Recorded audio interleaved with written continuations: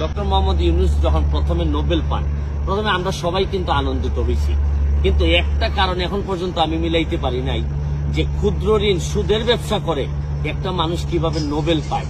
এবং আপনি আরেকটা জিনিস বাংলাদেশের বিবেচনায় আপনাদেরকে বলতে চাই, ক্ষুদ্র ঋণের ব্যবসা করে ব্যবসাতে ঋণ নিয়ে কেউ বৃহৎ হয়েছে আমার জানা নাই, অথচ ডক্টর মোহাম্মদ ইউনূসের মতো লোকরা ক্ষুদ্র ঋণের ব্যবসা করে এত বড় হয়ে গেছেন যে হিলারি ক্লিন্টনের মতো লোকের নির্বাচনী প্রচারণায় তারা টাকা পর্যন্ত তারা ব্যয় করতেছেন বাংলাদেশে থেকে।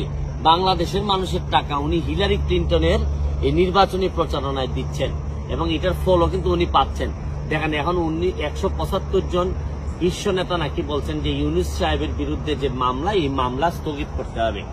আমার জীবনে আমি কোনোদিন দেখি নাই যে অন্য দেশের একটা আইনি ব্যবস্থায় কোনো মামলা হইলে এটা স্থগিতের কোনো আবেদন জানানো যায়। সর্বোচ্চ আমরা কি করি, আমরা বলি যে অবশ্যই যেন তাকে ন্যায় বিচার নিশ্চিত করা হয়, বা আমাদের যদি কারো আগ্রহ থাকে আমরা নিজেরা এসে, হিলারি ক্লিন্টন ওনারা কিন্তু নিজেরা এসে এখানে মামলা পরিচালনা করতে পারতেন। কিন্তু আমি পৃথিবীতে কোনো এইরকম সভ্য ব্যবস্থায়, সমাজ ব্যবস্থায়, গণতান্ত্রিক প্রক্রিয়ায় কোনোদিন আমি দেখি নাই যে কেউ আইসা আগেই বলে যে এই বিচার প্রক্রিয়া স্থগিত করতে হবে।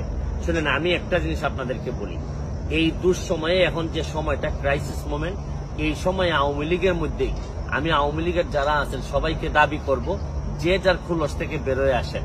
প্রতিবাদ করার সময় আছে, আমাদের যা যা আছে তার বিভিন্ন সময় আমরা বলবো, আমাদের দুর্নীতির বিরুদ্ধে যুদ্ধ চলতে থাকবে।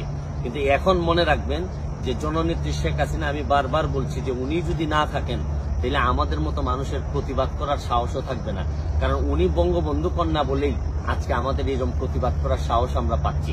শুনেন, দেশের মধ্যে দুই দলের মধ্যে বিভক্তি থাকতে পারে, কিন্তু আরেক দলকে পরাজিত করার জন্য বিদেশের যারা, আপনারা জানেন যে এই আমেরিকা কিন্তু ইতিহাসের পুনরাবৃত্তি।